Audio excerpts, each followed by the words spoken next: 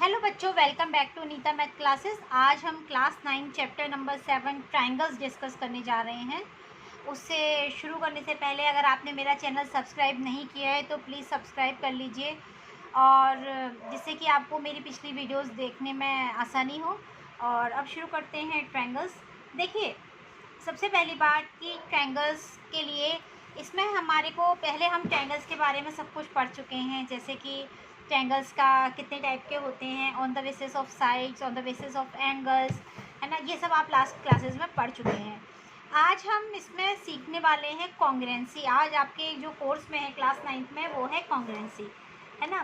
तो कॉन्ग्रुएंसी क्या होती है ये मैं आज आपको बताने जा रही हूँ। सबसे पहले कॉन्ग्रुएंसी ट्रायंगल्स की है। आपके कोर्स में जो है वो कॉन्ग्रुएंसी ट्रायंगल्स के लिए है ना। कॉन्ग्रुएंट ट्रायंगल है आपके कोर्स में, कॉन्ग्रुएंट ट्रायंगल्स है। तो सबसे पहले मैं आपको बताती हूँ कॉन्ग्रुएंसी क्या होती है। देखिए, कॉन्ग्रुएंसी क्या होती है, कोई भी फिगर की बात करते हैं, है ना। कोई भी ज्योमेट्रिकल फिगर अगर उसका शेप और साइज सेम होता है तो वो कॉन्ग्रुएंट होता है। इफ़ टू ज्योमेट्रिकल फिगर्स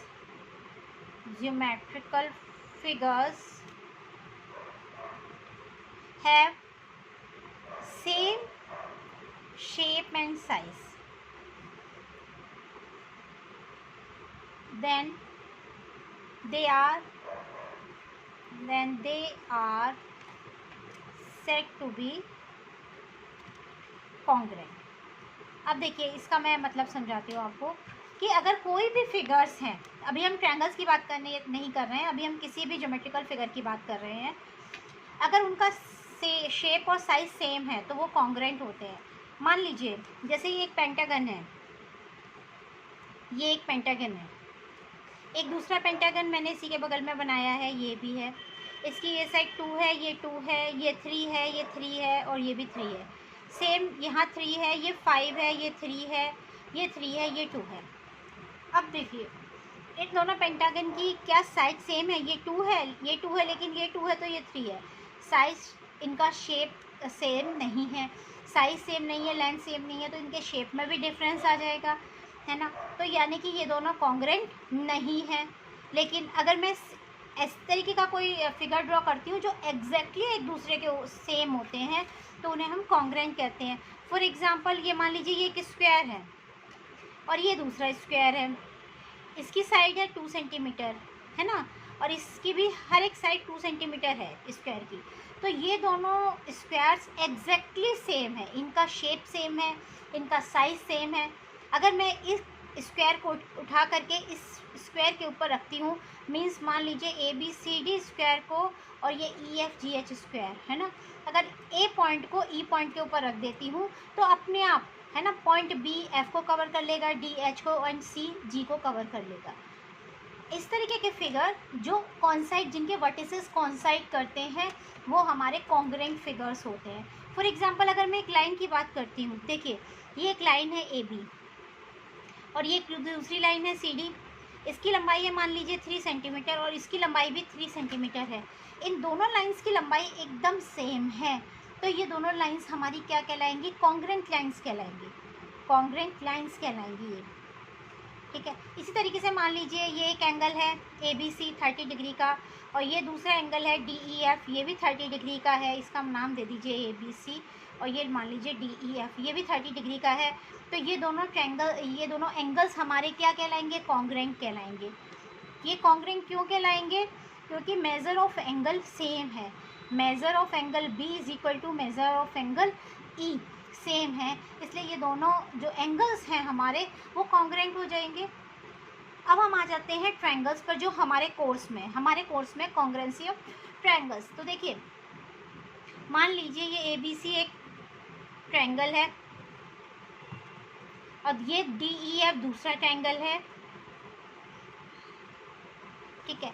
अगर ये दो ट्रायंगल्स कॉन्ग्रुएंट हैं, इसका मतलब इनकी ये लंबाई इस साइड, किसी भी साइड के बराबर हो सकती है। मान लीजिए अगर AB साइड ED के बराबर है, BC साइड EF के बराबर है, AC साइड DF के बराबर है, तो ये ABCDEF दोनों कैसे हो जाएंगे? कॉन्ग्रुएंट हो जाएंगे। मान लीजिए ये 3 सेंटीमीटर है, ये 4 सेंटीमीटर है एंड ये 2 सेंटीमीटर है, ये 2, ये 3 एंड ये भी 4 है। तो ये दोनों ट्रायंगल्स कैसे हो जाएंगे? कॉन्ग्रेंट हो जाएंगे। कॉन्ग्रेंट आप कैसे लिखते हैं? हम ऐसे लिखते हैं, ट्रायंगल ए बी सी, क्योंकि A B side and B C side इस तरीके से लिया है, तो हमारा कॉन्ग्रेंसी का साइन जो होता है वो ये होता है, ठीक है। ट्रायंगल किसके बराबर हो जाएगा? D E F. देखिए मैंने ए बी पहले लिया था 3 सेंटीमीटर वाली साइड, तो यहाँ पे मैं 3 सेंटीमीटर वाली साइड पहले लूँगी, डी ई। उसके बाद मैंने ली थी 2 सेंटीमीटर वाली साइड, तो यहाँ भी मैं 2 सेंटीमीटर वाली साइड बाद में लूँगी। आपको ये ज़रूरी है समझना। अगर आप यहाँ पे लिख देते हैं ट्रायंगल ए बी सी की जगह लिख देते हैं बी सी ए, और आप लिखते हैं congruent to triangle D E F. अब देखिए इसका मतलब क्या है? B C 2 centimetre and D E मतलब ये 3 सेंटीमीटर। क्या ये दोनों कॉन्ग्रेंट होंगे? नहीं होंगे, है ना। आपने यहाँ बी सी की लंबाई ली 2 सेंटीमीटर और आप यहाँ पे डी ई ले रहे हैं, ये कितनी है? 3 सेंटीमीटर। तो ये दोनों हमारे कॉन्ग्रेंट नहीं होंगे, ये कॉन्ग्रेंसी नहीं होगी, जबकि ये हमारे कॉन्ग्रेंट होंगे। इसका मतलब ये है कि अगर आप कॉन्ग्रेंसी लिख रहे हैं तो आपको समझ में आना चाहिए कि कौन सी साइड किसके बराबर है, उसी हिसाब से हम लेंगे। मैं एक और एग्जांपल देके आपको समझाती हूँ।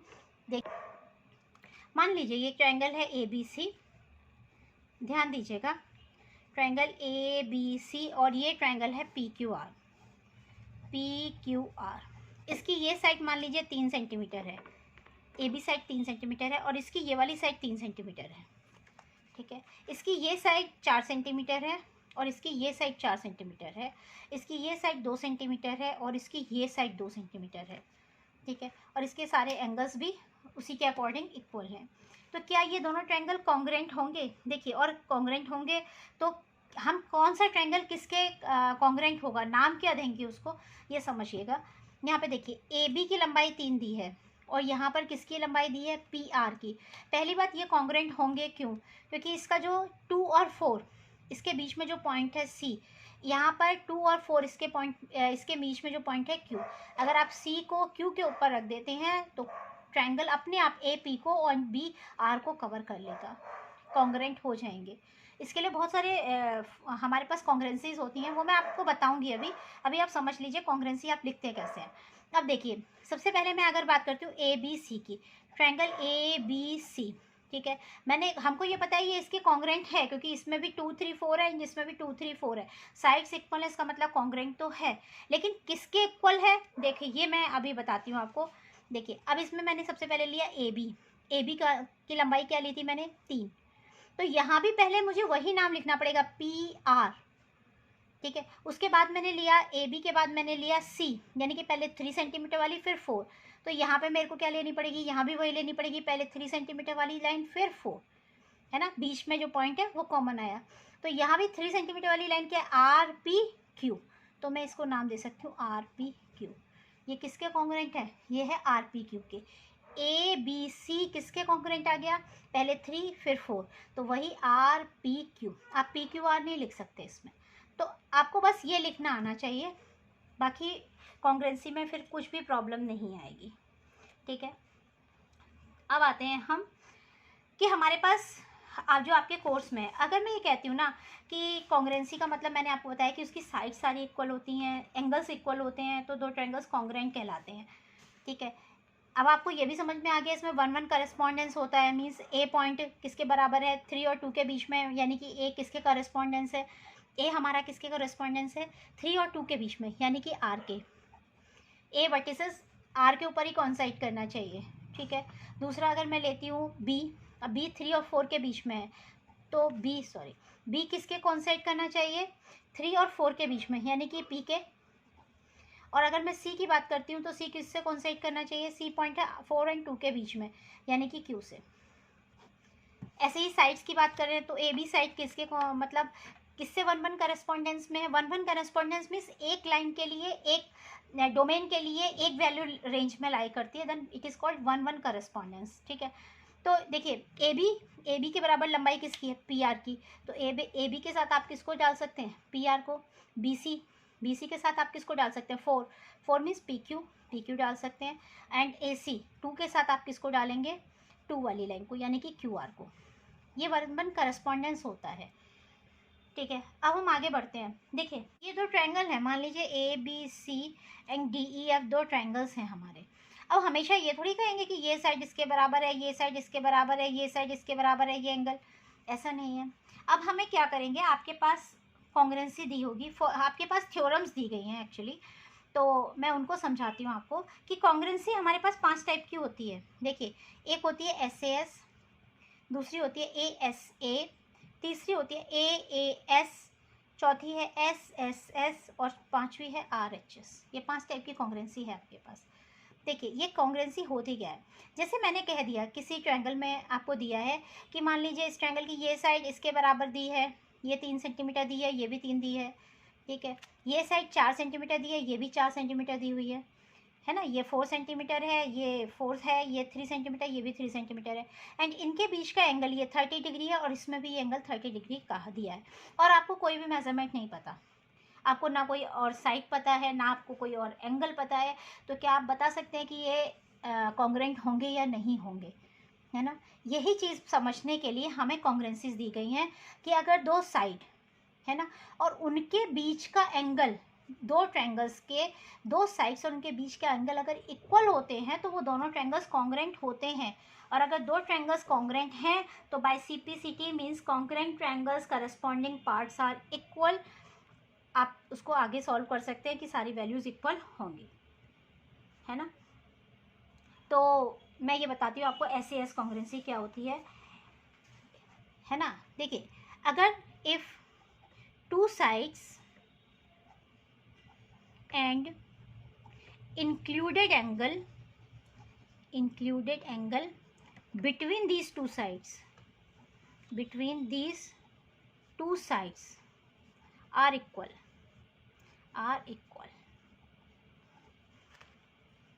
है ना, इन बोथ द ट्रायंगल्स, या ज़्यादा भी ट्रायंगल्स हो सकते हैं कॉन्ग्रुएंसी के लिए, है ना। In both the triangles then triangles are said to be congruent. Congruent triangles को हम क्या कहते हैं, कॉन्ग्रुएंट कहते हैं। मीन्स देखिए, अगर आपको कोई भी दो साइड्स दी गई हैं कि दो साइड्स इक्वल है, मान लीजिए ये साइड और ये साइड इक्वल दी है और इसके बीच का ये एंगल दूसरे ट्रायंगल की ये साइड और इसके एंगल के बराबर है। ये मान लीजिए नाम है ABC और ये नाम है PQR। ये मान लीजिए 3 है, ये 4 है, ये 3 है और ये 4 है। तो कौन सा ट्रायंगल किसके कॉन्ग्रुएंट, दोनों ट्रायंगल कॉन्ग्रुएंट होंगे। क्यों, क्योंकि मैंने बताया था कि दो साइड्स और उनके बीच का एंगल अगर दूसरे ट्रायंगल की दो साइड्स और उनके बीच के एंगल के बराबर होता है तो दोनों ट्रायंगल्स कॉन्ग्रुएंट होते हैं। कौन सी कॉन्ग्रुएंसी हो गई है हमारी, SAS, साइड एंगल साइड, ठीक है। तो ये दोनों ट्रायंगल कॉन्ग्रुएंट होंगे। तो इनका नाम क्या देंगे, नाम देने के लिए देखिए, अगर मैं लिखती हूँ ट्रायंगल ABC तो मैं कॉन्ग्रुएंसी के लिए इस दूसरे ट्रायंगल का नाम क्या दूंगी, मैंने लिया पहले AB 3 वाली साइड ली है तो मैं लूँगी PQ, है ना, क्योंकि B एंगल मैं बीच में डाल रही हूँ, जो हमें गिवन एंगल है मैं बीच में डाल रही हूँ, तो यहाँ भी मुझे गिवन एंगल बीच में लिखना पड़ेगा, मीन्स Q बीच में लिखना पड़ेगा। तो मैं कहाँ से शुरू कर सकती हूँ, 3 साइड वाली लेनी है तो Q के P लेना पड़ेगा मुझे, PQR। तो ये दोनों ट्रायंगल्स क्या होंगे, कॉन्ग्रुएंट हो गए। इस कॉन्ग्रुएंसी से SAS कॉन्ग्रुएंसी से, साइड एंगल साइड से। इसी तरीके से नेक्स्ट कॉन्ग्रुएंसी है हमारे पास ASA। तो मैं आपको समझाती हूँ ASA कॉन्ग्रुएंसी क्या होती है। देखिए, ASA कॉन्ग्रुएंसी क्या होती है, ASA कॉन्ग्रुएंसी, ASA मतलब क्या हो गया, एंगल साइड एंगल, है ना, एंगल साइड एंगल कॉन्ग्रुएंसी।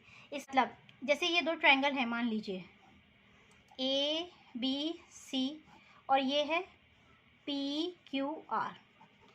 इसने कहा है, अब हम बात कर रहे हैं, पहली कॉन्ग्रुएंसी हमने ली थी SAS, है ना, साइड एंगल साइड।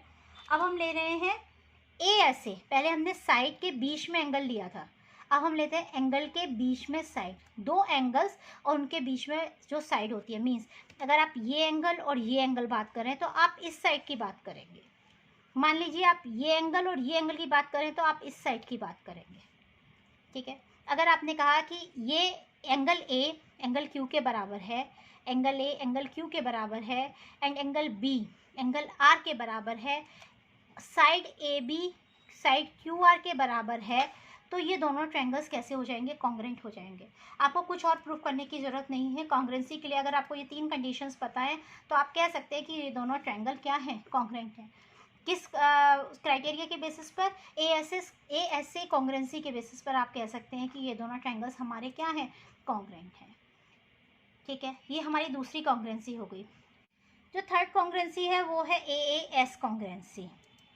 ठीक है, देखिए हमारे पास 5 कॉन्ग्रेंसी हैं। मैं अगर अभी इसको भी डिफाइन करूँगी तो आपको थोड़ा कन्फ्यूज़न हो जाएगा।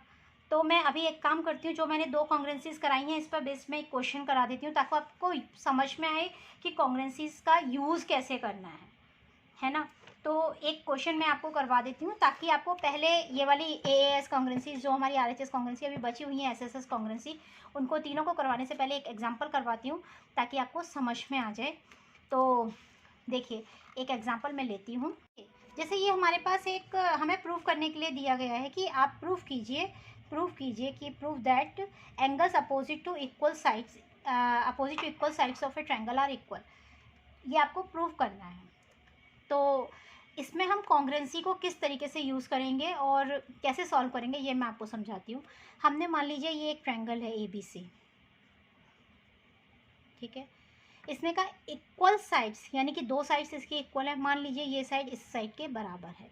तो हमें गिवन क्या है, हमें गिवन है क्या दिया हुआ है, ट्रायंगल ABC। ये बहुत इंपॉर्टेंट एग्जाम्पल है और आप कर लीजिएगा क्योंकि एग्ज़ाम में आने के पूरे चांसेस हैं, तो समझ लीजिएगा इसको। In which AB is equal to AC, ये दिया हुआ है। हमें प्रूफ क्या करना है, हमें प्रूफ करना है कि angles opposite to equal sides of triangle are equal. Means अगर ये दोनों साइड्स इक्वल हैं तो इसके अपोजिट एंगल AB के opposite angle C and AC के अपोजिट एंगल B ये इक्वल होंगे। हमें प्रूफ क्या करना है, टू प्रूफ, मतलब हमें जो प्रूफ करना है वो है हमें angle B is equal to angle C, ये प्रूफ करना है। ठीक है, तो इसमें अगर हम कुछ एक्स्ट्रा बनाते हैं तो हम उसे कंस्ट्रक्शन करते हैं, ये आपको पता होगा। इसको लिखने का तरीका देख लीजिए और इसी तरीके से आपको एग्जाम में लिखना पड़ेगा। कंस्ट्रक्शन हम क्या कर रहे हैं कंस्ट्रक्शन में कि हम जो हमारा ये है ना एंगल A है ना, हम इसका बाइसेक्टर ड्रॉ कर रहे हैं। तो एंगल A का बाइसेक्टर ड्रॉ कर रहे हैं ये है ना, तो इसको लिखेंगे draw the bisector of angle A and let it cut BC at D। मान लीजिए ये BC को D पे कट करता है, एंगल बाइसेक्टर है, इसका मतलब ये एंगल इसके बराबर हो गया। ठीक है, अब देखिए हम कैसे प्रूफ करते हैं, कैसे हम कॉन्ग्रेंसी यूज़ करते हैं। तो हम लेते हैं प्रूफ, तो हम लेंगे इन 2 ट्रायंगल्स की बात करते हैं। देखिए आपने ये देखा, ये हमने अभी ये लिया कि ये एंगल और ये एंगल बाइसेक्टर ड्रॉ किया और ये हमारा कॉमन लाइन हो गई। तो देखिए ये साइड इसके बराबर है, इस ट्रायंगल की, इस ट्रायंगल की ये साइड इस ट्रायंगल की इस साइड के बराबर है। ये साइड तो दोनों में कॉमन है, इसका मतलब दोनों ट्रायंगल्स में बराबर ही है। और ये एंगल इसके बराबर हमने ले लिया कंस्ट्रक्शन से, तो ये दोनों ट्रायंगल्स क्या हो गए, कॉन्ग्रेंट हो गए। हो गई कॉन्ग्रेंसी यूज़। कौन सी कॉन्ग्रेंसी यूज़ हुई, SAS है ना। तो देखिए इन ट्रायंगल, अभी देखिए और इसके आगे मैं समझाती हूँ आपको कि ये पूरा क्वेश्चन ज़रूर देखिए। In triangle BAD and triangle CAD, AB is equal to CA side, ये गिवन है आपको। AD is equal to AD, ये कॉमन है, दोनों में कॉमन साइड है। अच्छा, third angle BAD is equal to angle CAD, ये क्या किया हमने, कंस्ट्रक्शन से किया, बाय कंस्ट्रक्शन हमने ड्रॉ किया था ना बाइसेक्टर। तो इसका मतलब दिस इम्प्लाइज ट्रायंगल। अब देखिए हम नाम क्या देंगे, ये साइड पहले हमने लिया BA, तो यहाँ हम लेंगे CA क्योंकि ये दोनों साइड से इक्वल हैं। बीच में एंगल A आएगा दोनों केसेस में और लास्ट में D, तो triangle BAD congruent to triangle CAD। देखिए BA CA के बराबर, AD के बराबर, एंगल A दोनों में कॉमन था इसलिए A बीच में आ गया। ठीक है, अब ये दोनों ट्रायंगल बराबर हो गए, तो बाय है ना, कौन सी कॉन्ग्रेंसी से हुए, by side angle side, by SAS कॉन्ग्रेंसी।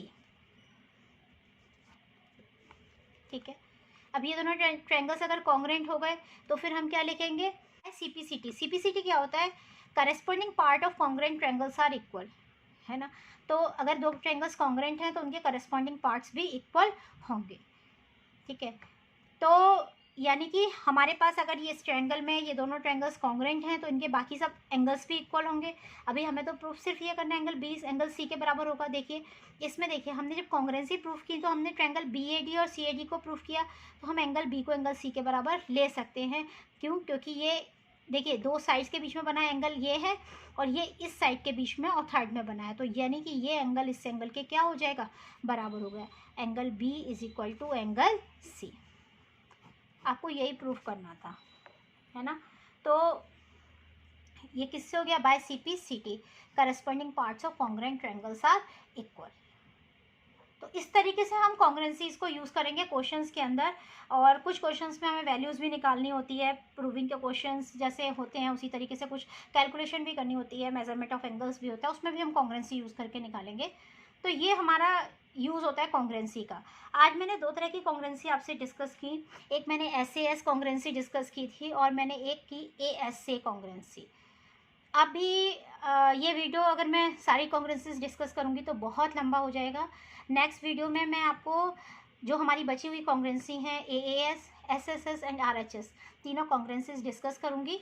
तो आपको आई होप ये क्लियर हो गया होगा कि कॉन्ग्रेंसीज होती क्या हैं, इनको कैसे यूज़ किया जाता है, और इस पर बेस्ड बहुत सारे क्वेश्चंस हम करेंगे, जिसमें से NCERT के क्वेश्चंस भी होंगे और इसके अलावा बहुत सारे एक्स्ट्रा क्वेश्चंस भी होंगे। तो अगर आपको ये अच्छा लग रहा है तो मेरे चैनल को सब्सक्राइब कीजिए, लाइक कीजिए, ताकि मुझे भी थोड़ा मोटिवेशन मिले अच्छे अच्छे वीडियोस बनाने के लिए। और जो हमने फर्स्ट चैप्टर नंबर सिस्टम किया था उसकी भी कुछ वीडियोस मैं अभी और अपलोड करूँगी, तो जिसमें मुझे कुछ बच्चों ने बोला था एक्सपोनेंट्स के लिए, पावर एंड एक्सपोनेंट्स के लिए वीडियोस बनाने के लिए, तो वो भी मैं अभी डालूँगी, लेकिन बस थोड़ा सा वेट कीजिए। और इसी के साथ अगर मेरी ये पसंद आ रही है तो प्लीज़ लाइक और सब्सक्राइब ज़रूर कीजिए, ताकि मुझे इंस्पिरेशन मिले बहुत अच्छे अच्छे वीडियोस बनाने के लिए। Thanks for watching Neeta math classes, and stay safe, stay healthy, and thank you.